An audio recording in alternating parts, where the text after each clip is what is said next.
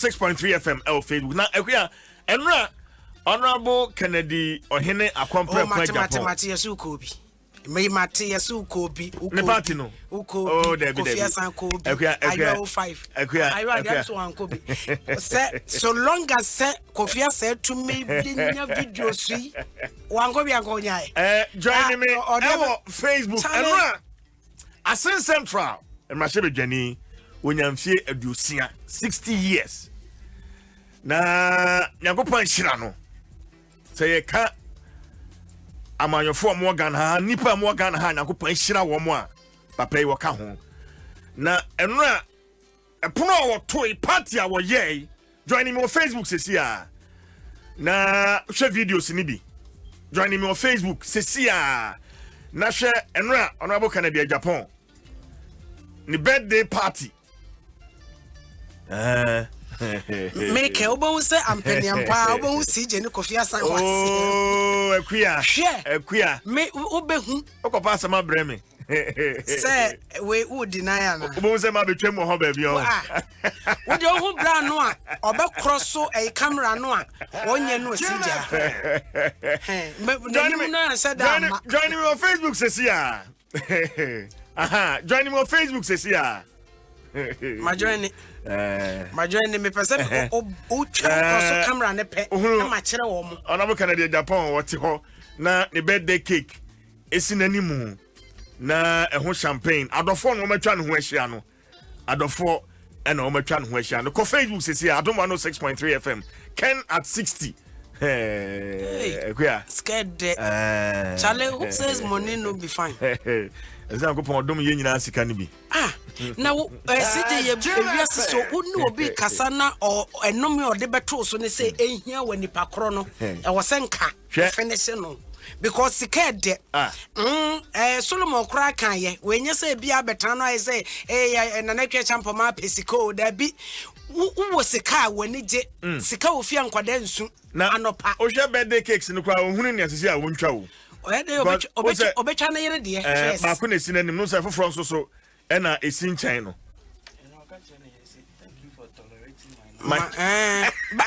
me read this idea no me say papa you no kre ene birthday present obetim dia man yira na waka no so onim sani ote ni pa no se ho ahomete ono anga nim sani ote wonu atimi hunu se ne ho ahomete antisel la ya de e so ko Facebook ai Ken at 60 enkra obetimi ato ma ne yira ne se wodana se so wotimi so sebe ne nsamfo ni nyina so say ukruni Honorable Canada Japan koka bekan ene se na we bia na mehwe na no pese di wako ka beka obi ne aye so pa ne yiri ne ho amete but it's all good minim say Ken de bia omenya bakosemu no ye bebo ne dia kan asem manyosemu bibia mu awo mu eyim anantem sade mu ye bebo dia kasem awo mu ye bebo party mu ye beka na odoni panso oh masa in 22 on but wantimi am beating papa oh papa yes mo yes saying 24 yes na meme nana meme nana wo 100 no video no gusuda Facebook CCA uhune ma hu say we dey onene sepa me hu two young ladies be ba ko no one Ken papa da bi wo ko binti na wo hu na wo kan because say the ade no smas ebutu sese ya no ide won kokko no a ogina ha wo bo apron no one Ken say ekwia won say mi ntwa mu ho bibia anti won say we no ye hwe videos ni bi efe it was a nice occasion anti belated adiatin happy belated birthday 60th birthday to Honorable Kennedy Akompreko Ohene Japan Asen Central Mrashebedweni no na very outspoken makan cake be 5 table no so na se we cry we no se de be ko table no so na aba no he de be ko so no ne anko so ne de ne anko so no nyina so gu akire ho ba nan ka me wese me hu ayi anti stella de first na ba ase wa tigo ye hunu wo tigo ye hunu wo hey wo so ko bi ho just tigo aba on say twa background no bi betwa am say tigo ba za ne bakronwi wonti tigo so nwi ne nti te ne bakrono ne tinwefo ba tigo de no bo de well into joining me on Facebook Adom 106.3 FM on Facebook na share honorable Canadian Japan the birthday say je me on so papa bi o gina ho no a o kasa na o toto e on say o share chire ha say a o share baby a say the camera no a chire no say ho no dom no doso kakra ho nti na we ne sanye COVID-19 na social distancing sa distancing and catching enra de besinye o sanye COVID-19 ni social distancing ya wo de aba and no public gathering and but no kra no utimi hwe park na so honom no a tigo wantwa ne yie na tigo no twa video no ana wono ko bi no na betwa no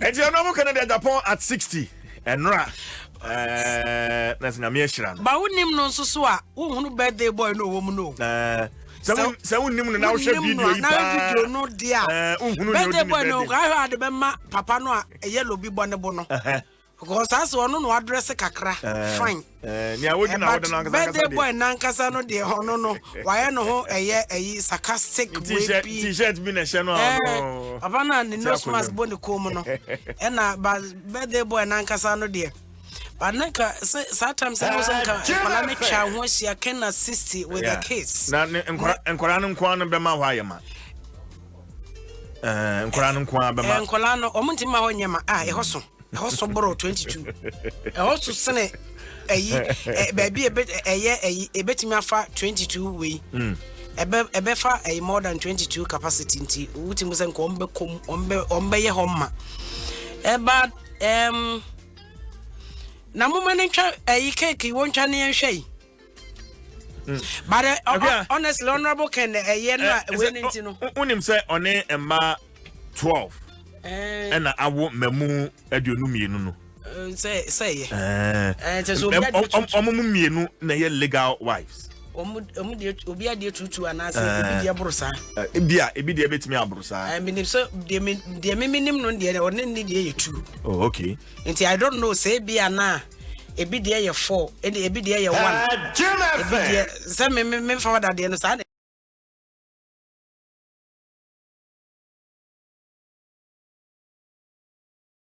me da be so da ya nyoma mienu sika ene ntokwa me da be so da ya nyoma mienu sika ene ntokwa me da be so da ya nyoma mienu sika ene ntokwa me da sia man ne hwe wo hwe man ne ma wankasa ye kra ye so ye so party ye birthday party ye be so ye be so ye je aware aye so timiti asore hwe timiti asore na meme na ma ye sia ye chichiri kro hwe o de yakọ kwaje krom bredi na ko hese ye sia ye chichiri kro well akwa yankwa ni mo na yenhwe enra okay say electoral commission kopiem na shebe fie kushia parliament special budget committee yo enyo Dr.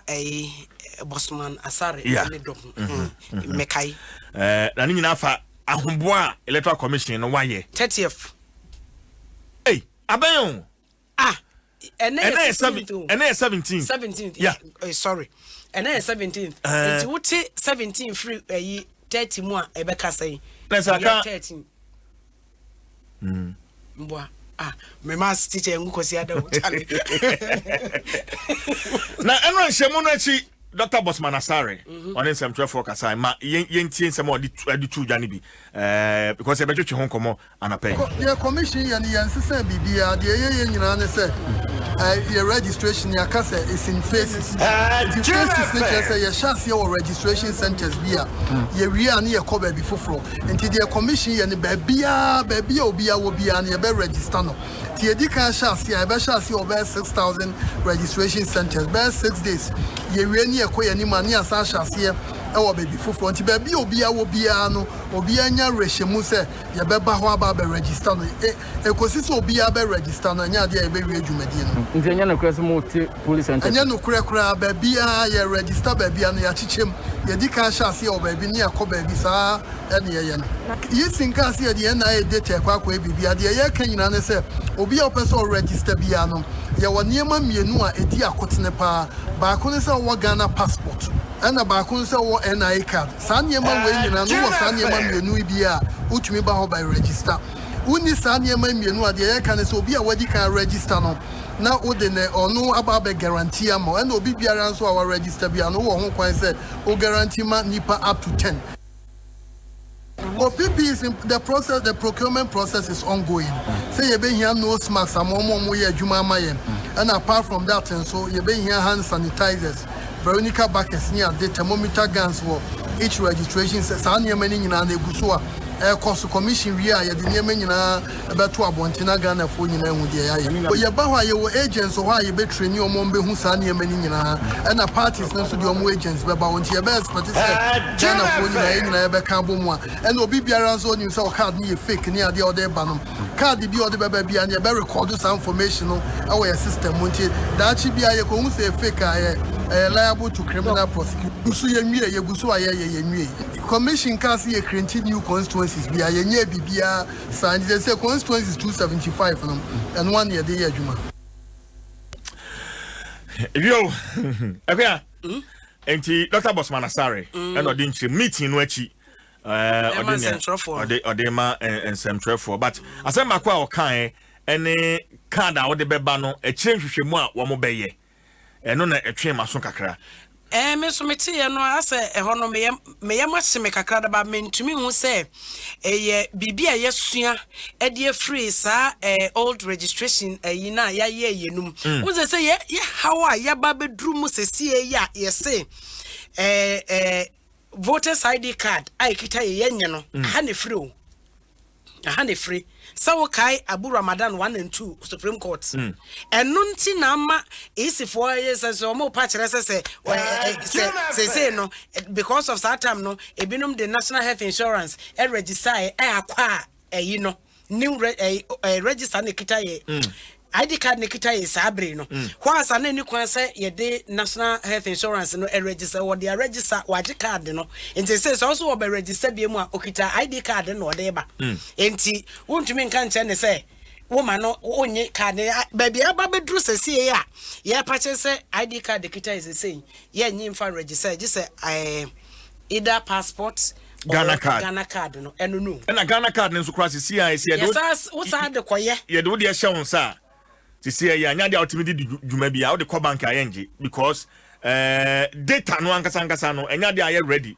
me de ma banks no tell yen capture enti ubeka ya enra in one of the response Dr. Bosman Asare kan say enya de umbe use NI for data no enya de de be ya adwuma but omo use omo data na card no de ombeje so how can they verify say what you say no NI card na kitam na me de ba no authentic me hunu mfoni bi kura social media I'm yet to confirm say cards no NI for afiase echiche no obekọ no na de no ayemienu 2 ye twane mienu obi so ti ba bia wonya bie miminya bio and tigo mesambo easy way me be say me san nya nkyeremu ni ebiom ti mesambo na me seje me problem ne se enokre ni opposition no so raise concerns bia eno so bi ka every say me note way me na card ni me ni bi o and na processing so ye start no 30th Yes, as in 30th year, and I card mini bin to say, Meso min 2 quadra mini passport. It says a mint to be registered. Well, and what are they going to do? On that, the NIA for my assurance. Say one must back to fill the much check card. On bay more pap. It's a mop a member da bang and son at 30th, no, Abba. Almost 18 days. Almost sounds so crack. Send you my quote to say multimedia and the atoms after Oma on Beba. Na I'm a registration no diama ye workers ni. Well said. What can ye? Name mum. One more card, one more this guy because Eddie how many months and son one more say be card no. And I say and they 13 days and about to come say be frase ya tro di no. A friend of multimedia for be from say okay your workers are munya be mom na na mayama. One more we are done one menya me card no. And then so be take how many months and son na me saka card no sa abre no na isi gusu tro di no and I say menya me card ni a tro we na me de makota ase. Charlie, there are some legitimate questions. Mpesa minyan ntiasie yi someone no Dr. Bosman Asare kan no. Enti mpesa site bi. Well, PP is in the process, the procurement process is ongoing. Say you be here no smacks, some more year Juma Mayem. And apart from that, you be here hand sanitizers, Veronica Backers near the thermometer guns for each registration says Sanya many in an Egusua. Cost commission we are the Yemena about to Abontina Ghana for you know with the but your agents or why you bet train your mom Behusani and a parties not to your agents, but on your best, but it's a Ghana for you know Cambomwa and Obibia zone himself card near fake near the other banum. Card the other baby and you better record some information our system won't it? That should be a say fake liable to criminal prosecution. Commission can't see a continue constituencies. We are a year BBR signed. They say constituencies 275 and 1 year the year Juma. Well, yo, now, if you are in Shemunuachi, Dom Kumani, the Omcha Nomujina, no Mujina. Say, now in my position, minority. There is a position, no, no, from Supreme Court, yes, I'm almost a sabi. And the position, no, enti almost so aside no sa na me nso me hunu say as a position na o ana ya shift ya kwa kakra o ana ya shift ya kwa kakra enti they say there na woka no. Honorable Haruna Idris, you are minority leader from the chairperson of the Electoral Commission of Ghana, Mrs. Jean Mensa, appearing before the Special Budget Committee of Parliament, and I'd just like to share with you 3 important observations. One, having listened. Well, Honorable Haruna Idrisu and Otenenka meeting no echi Mamene Deputy Commissioner of the Electoral Commission, Dr. Bosman Asare, and Chechen and Commodore Kotemenka, Adom FM. Me bacho sa ho ye de. About the other room, and also. Yamiadum Enra meeting a course between commission no and special budget committee of parliament. Na butaiba and techi, Doc. Butaya techi in a special budget committee to Omosa FA. Omoka parliament, parliament, the people's representative. In Tinom Electoral Commission, Yama Edu Atu Akwemu Efa. 2020 elections, namely FFI for a registration exhibition, vote transfer near the Electoral Commission penny for Mrs. Jemenso Udi Anim Ekan Yamani Bebre, FFA registration, exhibition, near Mekika Hunina, Tisania Mani at the Kototo, the Kotum penny for any Sabio Musube Hunus, a Sena, Electoral Commission area. Doc, idea NIA data, Electoral Commission, what the Bay Juma?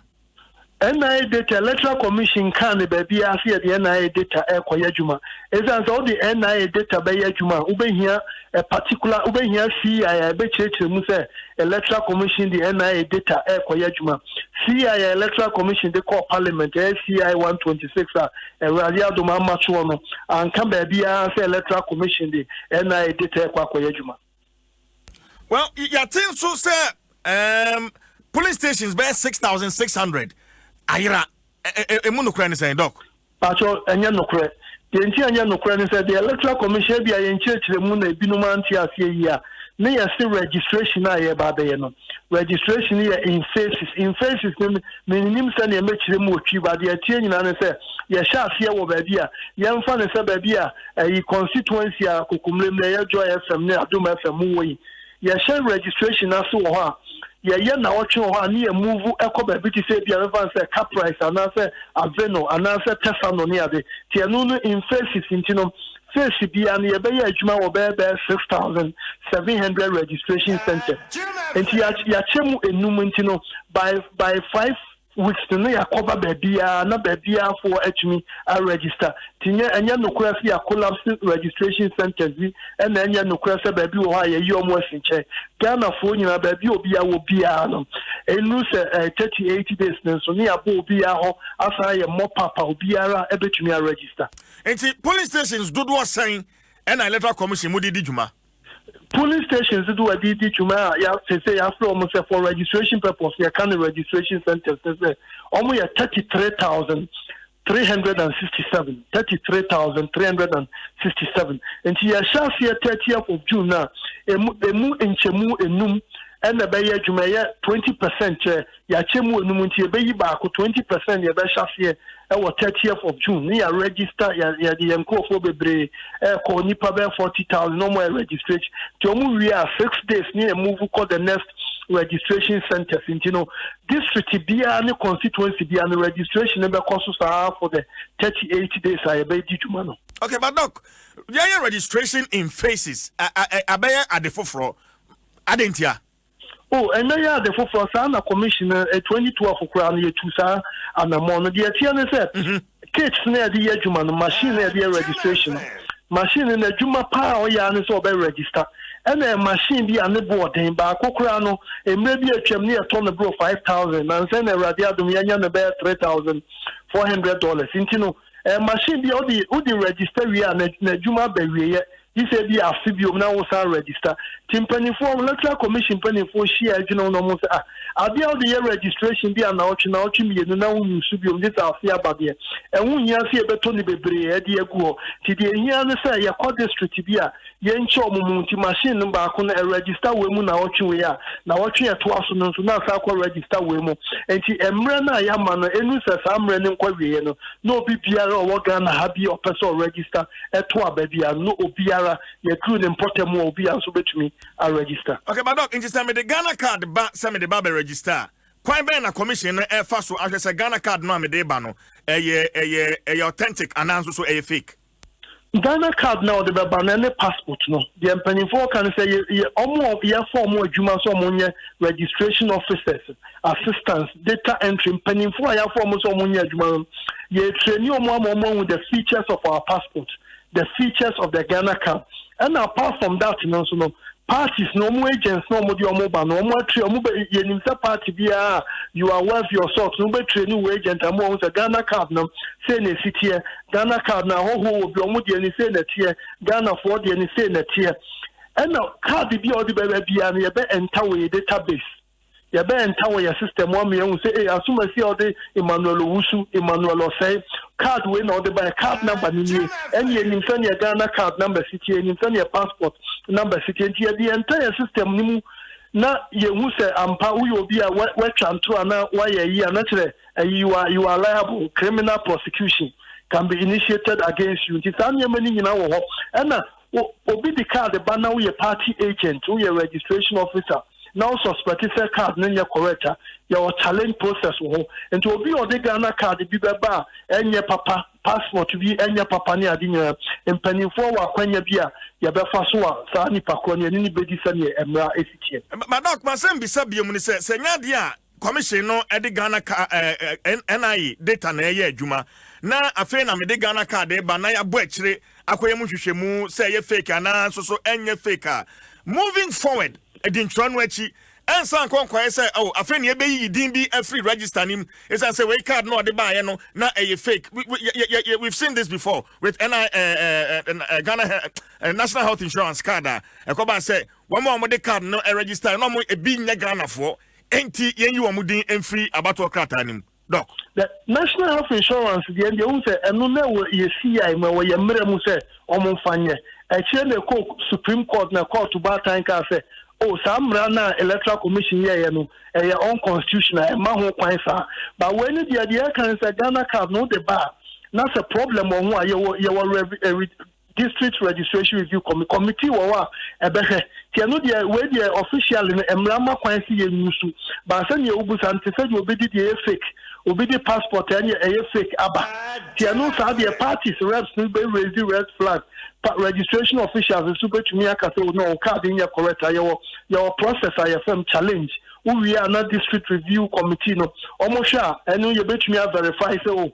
You bet to me this all the passport ne buy. You bet me actually come passport authorities. They say as soon as see the passport when they buy. Mon has say I'm passing a Ghana passport and pan. As soon as see the Ghana card they buy. Mon has say I'm pan. You know your district registration review committee. And I did back also at TRC and say and found one card be able to media about so if you say won't qualify or register. If you are potem one now person register and you're now take. And answer when you fear do watch it. And answer okra and maybe still quite senses or register. And you can be challenged. In the same year, Tiabiano, a quite young man penny for the two aquamun say, BBIA Biano, the Mrana area to Masabaya, almost qualifying Ankasano about register. Doc, and I probably me a with this question, begging for answer. As we speak, Commission, no, BVR do was saying, and I'm on Saka, I debate trading starting 30th June. As we speak now, no BVR science Saka, so far, no 50% I expected by Yajumano, Yansaka. And I had the kind of pilot. Yadibia a pilot, a regional capitals, watching a minimum Sadumas and Manya and Matia. Watch now, the national pilot. I invited parties a Kukudame, a Cassian Kumena, and the Ghana for media, civil society, so Muna, and Ramahan City and a day by Juman and Sanye, or Mojuma ACT. Pilot, no who are in an say, and you perceive who's a problem, you are a software problem, a hardware problem, you obey 2 weeks ahead of us. The Bashasi and Bibia, the original capitals and Bibia to me.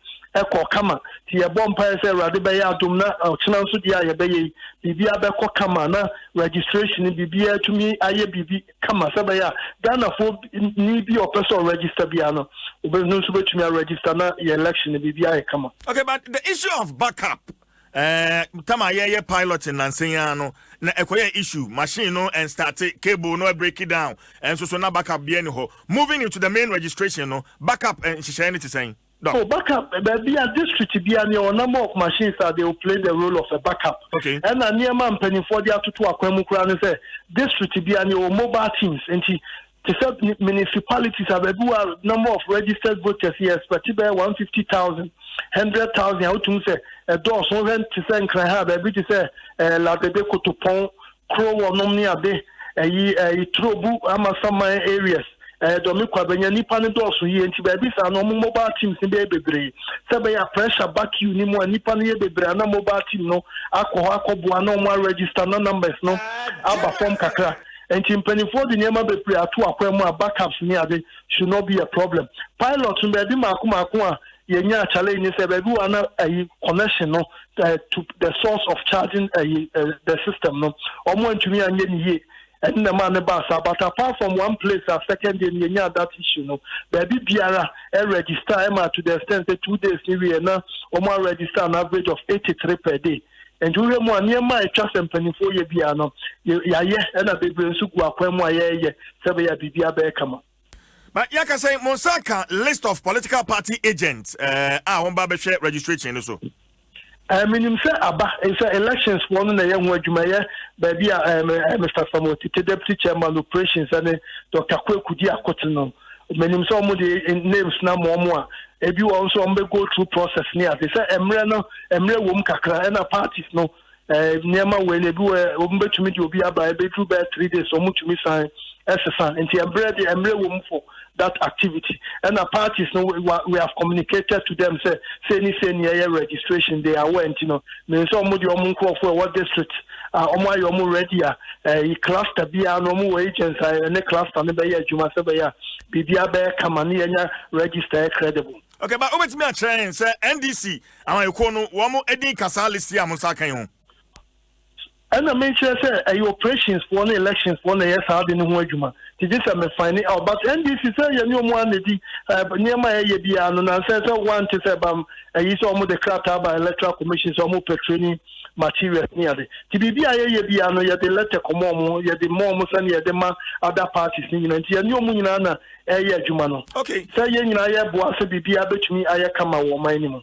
And tonight I said training manual na NDC for pen no credit because we saw it on social media but to see how okay. And I make sure some lecture indicate so much by electoral commission. Okay. And then you mo parties ni bebre na am say na watching class will be fresh say inam so for letter brana a public document ye di training yanko for na ye nyim from some.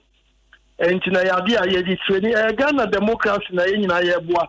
Ebi wa mu nyina mo adwene enko bemkro ba no nkyerɛ sɛ muntumi anya adwuma enye nyina Ghana democracy na ye promote sɛ be ya bibia be kama. Okay, Tidok, for purposes of education you find say Ochana pa electoral commission mo shade ntwere no ase na mini Ghana card me sanka me de ana mini passport wa e de na ese me ye wo a uni Ghana card uni passport a de ese wo ya ne sɛ wo pɛ wo fa bi unia penny bi wadamfo bi a owo Ghana card na passport sankrofo na so mu ye nipa mienu omudi kan ko register pe na omunya voters ID card na omu hu akwanya so omugina homa enti unu ya shafie wo mpotemu ehunya se ubedi kan so akodi line mu se no number 1 na wo ye number 2 ubedi kan amo sankrofo na ayewie ti sankrofo ni yewie pe na wo so wanya akwanya wo so omu guarantee mo no omu ye ma pe that's also when you appoint say so to me gina home for sabe ya also register ma.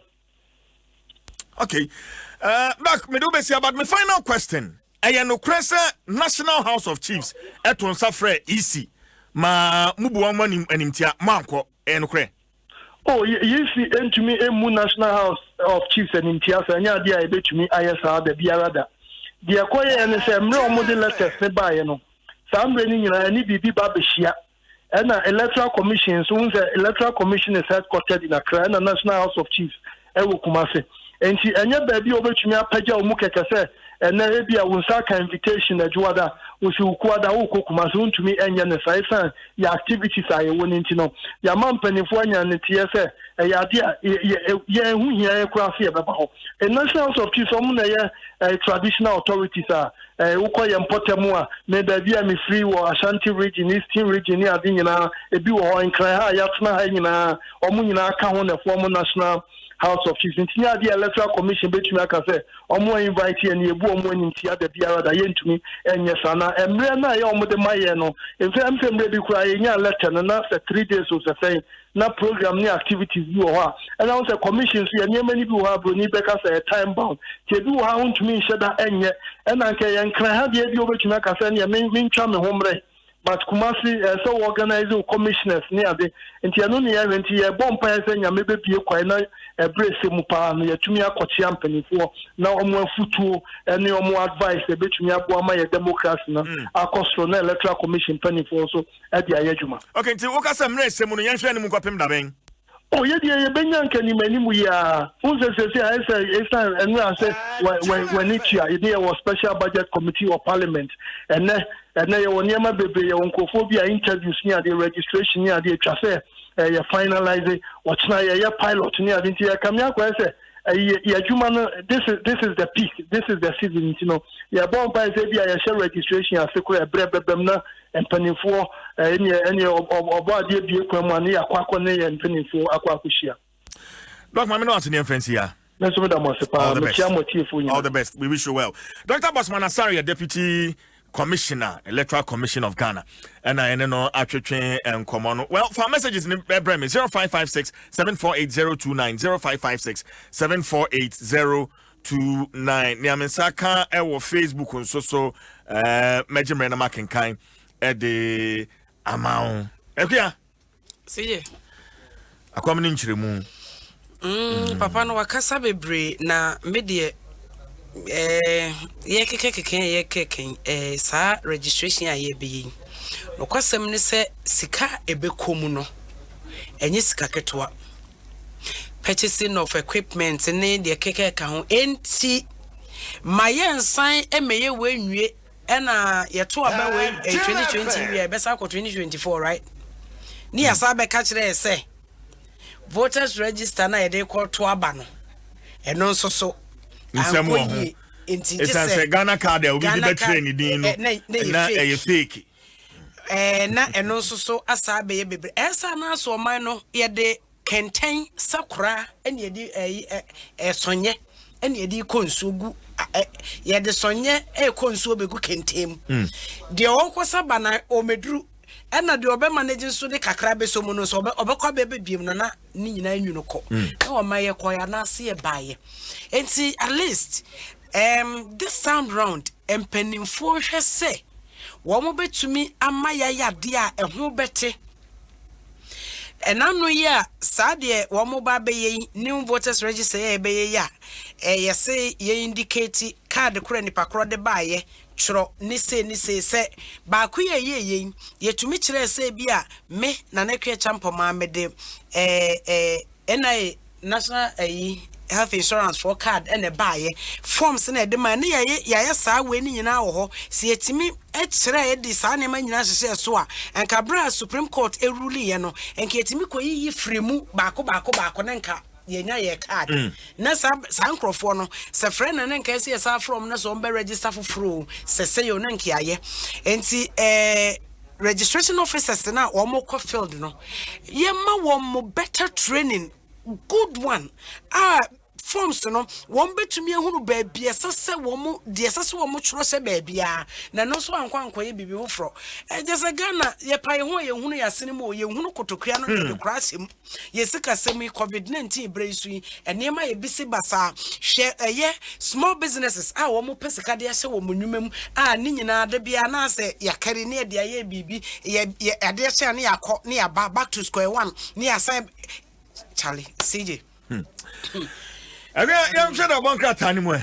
Because me person me say one more a position any one more stance say wabra isi one no madi nkita ho enrewi aso akosi sen ya dwene no wo ma bibia fa ho ana e ma ntie ni emra na ntimi nya ho ntiase from the chairperson of the Electoral Commission of Ghana, Mrs. Jean Mensa, appearing before the Special Budget Committee of Parliament.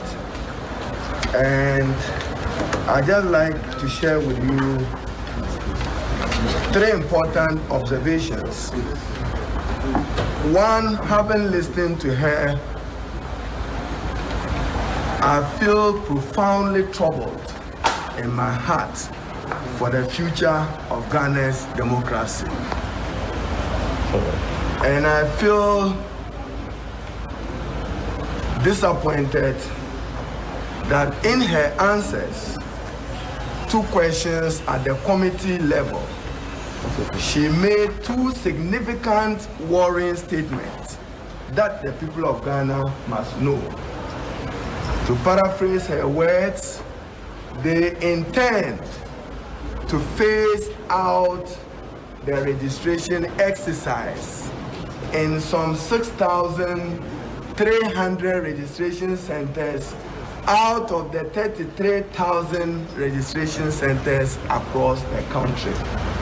That troubles my heart because Article 42 will not be observed in essence through making available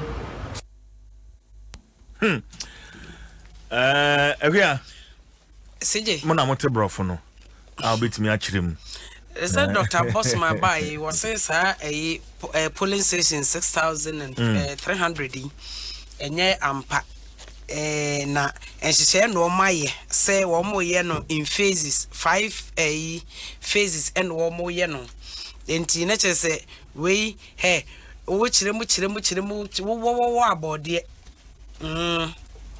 wo CJ bode then na ne benken Dr. Bosman sorry say wo mo nye bibia sa ana nti na se yakoye nim ewo de obonkrata no mu a anope daily graphic ekitamin enkomo no wadi ka twetwe deda na menimu ase bia na ndisi yakache na abekode na said Dr. Bosman ba ya wode abetudwan was say 33,367 to serve as registration centers SI take place in 5 phases. And no na wode abetu dwada no was say sa abato di ntro enwuman iya ye ba betro ebefrase busumi ne de toso deduasan eso no wo mo eye no ahodo enum ya mo de be cover Ghana baby na 33,367 registration centers eho and adwumadie no ebekoso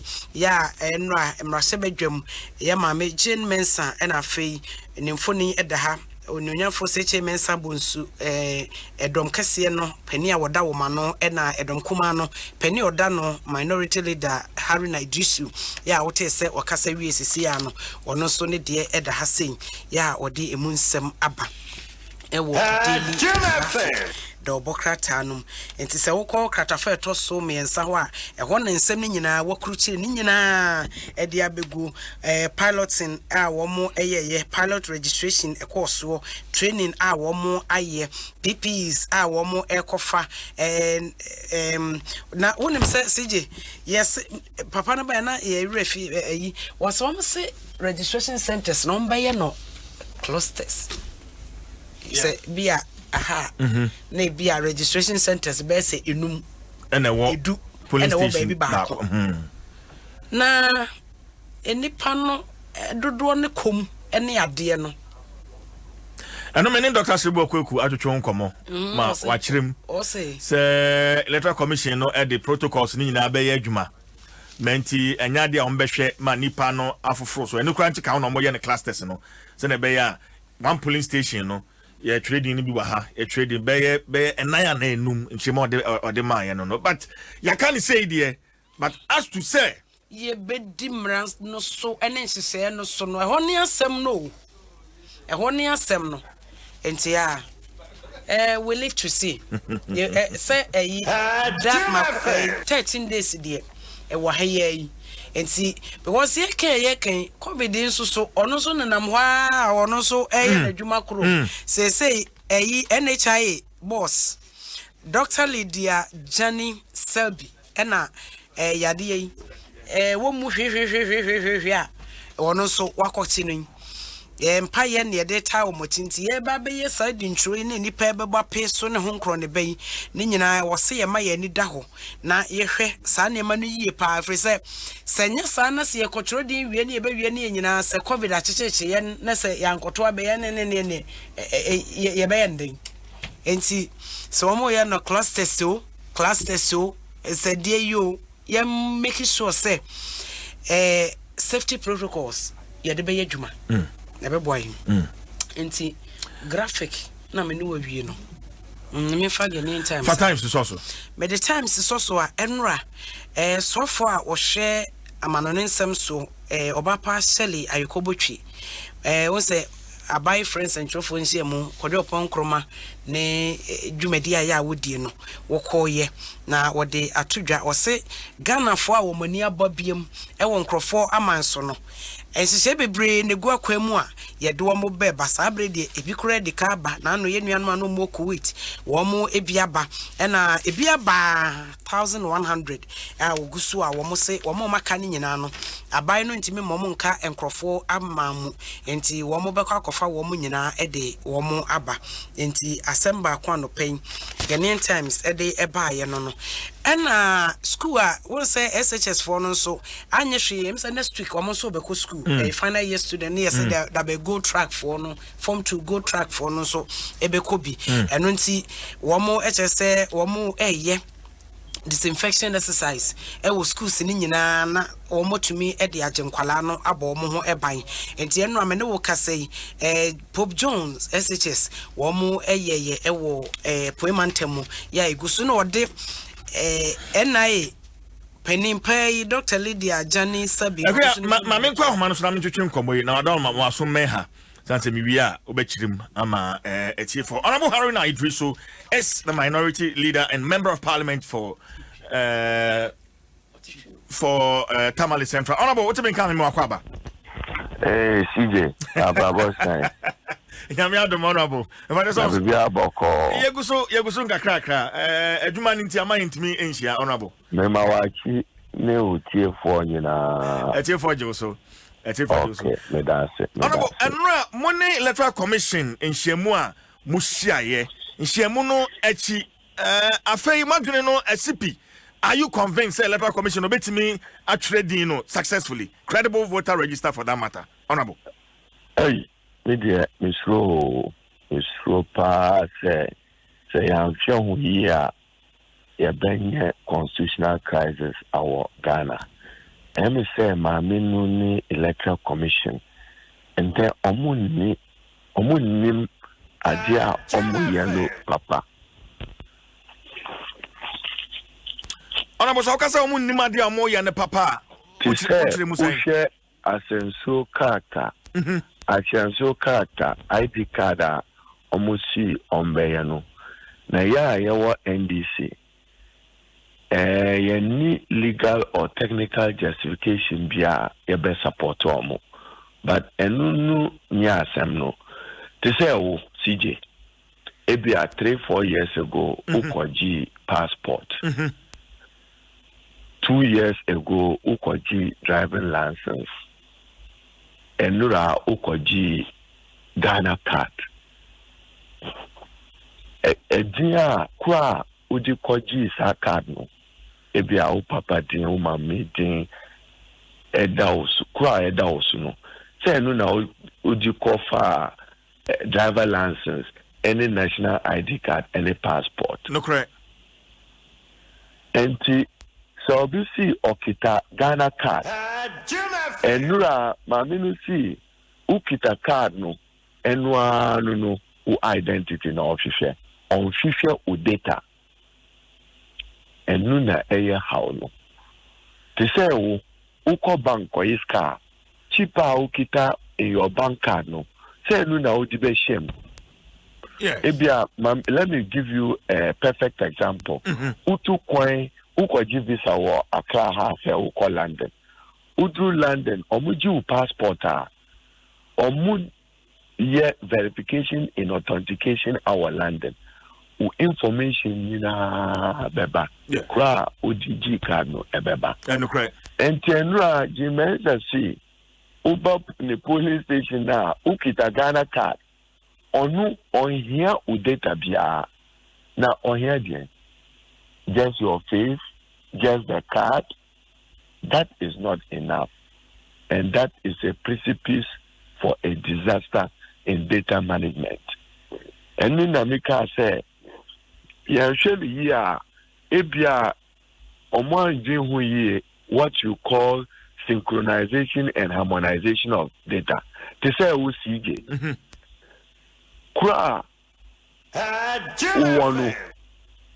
Would you call NIA any passport? No. Sebi. I want to believe that you are a sincere person. Now, umami di ebesisa. Debbie. Upapa di ebesisa. U date of birth ebesisa. Enti ukofa GVLA information no. Ebetima bua electoral commission. Ufa NIA information no. Ebetima bua electoral commission. But so obviously kita card no keke. Ubana wa card obi abet have produce Ghana card echina. Na yenshe so first ukoji Ghana card omubeye verification and authentication. In the last few days and weeks ukoji no verification, no authentication. And to uko police station now see me mami efua. Nothing to show that ukita Ghana card. How will we be able to check say we are mami ofua o mami ni o unanani umami is this? How can we verify that? Okay, honorable mene Dr. Bosman Asare Kasana Paya and me bisano and someone walking and I watch say or more process bia one more doing a check. It's a card no what they buy no a fake and so and fake. I don't know if that's okay. Enough explanation. So they should tell Ghanaians that process. There can be no process than the data which has been held, stored, and processed by NIA. There can be no any other process. So they must share with us as Ghanaians process way now that you have to go through. But Enura emphatic, my meaning Dr. Bosman, our special budget committee, almost see you see National Identification Authority data. Period. That's what they told our committee. We have them on record. We have them on tape. And to process, man. Okay, they process. And I say, just use yourself as example. If you went to fill a DVLA form, a passport form, NIA form, statistically, information our manu, kwa okitano, is almost going to be the same unless you are an insincere person or you are a fraud. So you don't duplicate that information in a harmonized, synchronized electronic world. Therefore, I worry, and I worry for the future conduct of the 2020 presidential election. And now, as you almost see, they will amend CI 94, and this is free. Now, all these years, we have the process for registration of voters, transfer of voters, proxy. And we say, Omuko tamper with the law to suit their faulty timetable. That is also a problem. And now, as you almost see, since the registration, no, Omubeya no phase out. Now, moving by parliament, say, registration centers, young Gazette Mamu, the whole of Ghana is about 33,000. Now, say, Omuka 6,300. Those are electoral areas, almost see clusters. In a COVID environment, how can you get enough data? You see, the long and short is that, so say there will be voter suppression. More likely, Ghanaians who legitimately and lawfully are almost drew 42 years, almost drew 18 years under Article 42. They may not have the opportunity to on register. Okay. And no, a best say on my no, a best say a democracy no. Now, a credible voter register is a sine qua non to the conduct of free and fair election. Support no, but almost share the year so that to say the kind no. Now NDC ya to say udu 18 years bia. Any office of electoral commission and say that me a Ghanaian. Now, mumma me opportunity say bese me register. Now, when you see you use NIA data and CJ, maminka the year, maminu oba special budget committee in December. Emphatic or see or no on you see NIA BBA in this voter registration exercise. This I know. Bisano on the Dr. Bosman Bisomo. Sound on the back. And again, everybody almost was okay, but honorable, Yakasa NDC must submit agents co-observe voter registration. And no. A party, NDC party headquarters decision. Me a minority leader in parliament. Me more reporter, share and with electoral commission. And the concerns that me share, and I'm saying that they don't seem to understand the concept of organization. Then finally, almost they will take each person an ID picture. Now, ID picture is not facial recognition. Make no mistake. Okay. Now, GVLA licenses are okitano, upicha niso. Passport okay, upicha niso. NIN upicha niso. But uka facial recognition, say how you take the data, how you process it, how you store it. They say civilized countries are Uko Korea, you say eyelashes in order to be able to take a friend of facial minutiae. And the picture, that's not facial recognition. It must meet what we call a facial recognition data template. na eno azu ye bi so mo na CJ honorable mo wo media no ende ko echina mumbisa ma me no say mo person mumba be mo be inspect BVRs by magic voter executive or see your time. I've given you 48 hours. Honorable, on that, me bisa Dr. Bosman Asari anapaya. And me bisa no say BVRs do what saying and almost as we speak. And also as we speak there, almost can be 50%. BVRs no. Okay, yeah. And now only Ghanaian media no munko inspect 50% there. I'm challenging you wherever it is, and I've given you 48 hours. Anywhere they have stored it, be interested in where they have stored it. Okay. Omuko refurbishi old stock omu ye juma na omu dada Ghana for say omu akoto new registration kits aba. I'm giving you just 48 hours. The Ghanaian media must engage the Electoral Commission and go and inspect the BVRs that have come and show it to the public. Say, Aba, na ewaha, and this is the quantity. Honorable sir, I'm piloting. Journalist. The piloting, my friend. Omu piloting. Omu you see in the other equipment. Equipment that I know you see.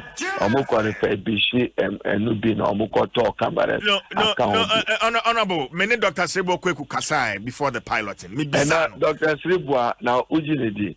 And you know na make PP asem no or say haruna akaboni. And no I'm beside to say on your scar free here na okoto PPs on your appropriation free because November ya more musical for personal protection equipment. Next another asama Emma Mistrono. Now, Omudia, easy. Ombeto PPs are more officials. Na Ghanaian public are Omube. Now, the Omubesa line, I'll call here register, I'll call to Abano. Omukofa PP is free. Okay. In a COVID environment, we must be worried and concerned. Okay. Honorable Mrenity at the best here, but NDC. NDC, Money Electoral Commission Air Cooperative. About where Mubetrebi are you going to take part? And a major stakeholder, so long as you recognize that there is a democracy in Ghana. There's no what is an electoral commission without political parties. But on voter register, any money agent. Intimidasi. Honorable Harry God bless. Bye bye. Honorable on a lighter note, Ukochi now won't check on or tell training a crack around the channel, mammy.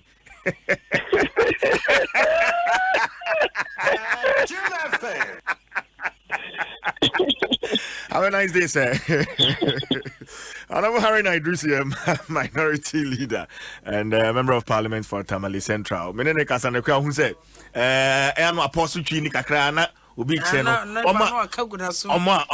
Omo no aidi na omo ba kwato santre no aka omo ba kwato santre. We me kan akadi mechi.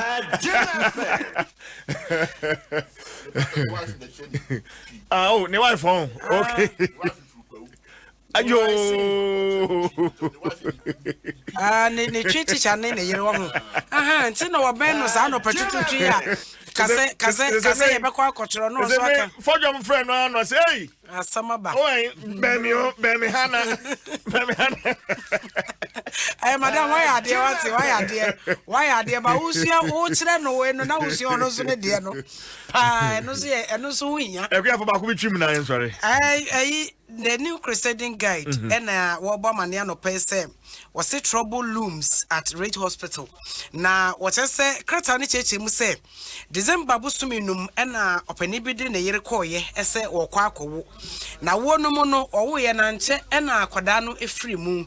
Aya ne nka bema wafo enim sɛ ne ensuo na ehwe gu a ehina no de wo hɔ no de ombetumi asan de foforo agum. Anche bia na ne yere no so hospital hɔ atim. Aden a wo mo ye yom so sɛ ne mojato bi abɔ ɛda baabi ɛne kyɛ sɛ ɛmo a ɔbɛyi efiri mu ne no ɛna bɛma nsi woman to me Emma Adi Cassia Enyan Sentino, Wakus Ridge Hospital 5 million Ghana cedis, and Unti Asamoa and paying the new crusading guide, what they enamno. There's a Asampa Yato, a Ridge Hospital, a was Aquanwa, a Obana Fast, social and Nonquano, Nicruso or Tiasia Eny, Neyere and the back. And I don't meet any Kununa or Chese Nasi, the Irene Papa, you say our poor Frunashano. Okay, na yere papa na po efunu ahye no because na dey okay in salom dey no oh where ayi dey ya wo kanya enya ne also we see you Ministry of Health na Ridge Hospital yes enwa okay enwa na salom dey na no betwa mu nso eh say efunu was here na so ayenden and then rubber, na poso, Yamfa Sedama, Dura Plus, where Dura Plus goes, water flows, Erata Motors for the best car batteries and oil. Buy Speedmate batteries and oil from Erata Motors. Ideal Milk, Ghana's favorite milk, and latex foam, your partner for life. Societe Generale, SG Ghana, the future is you. Vodafone, the future is exciting. Ready? And Agbeve, Herbal Center. Wayaresa.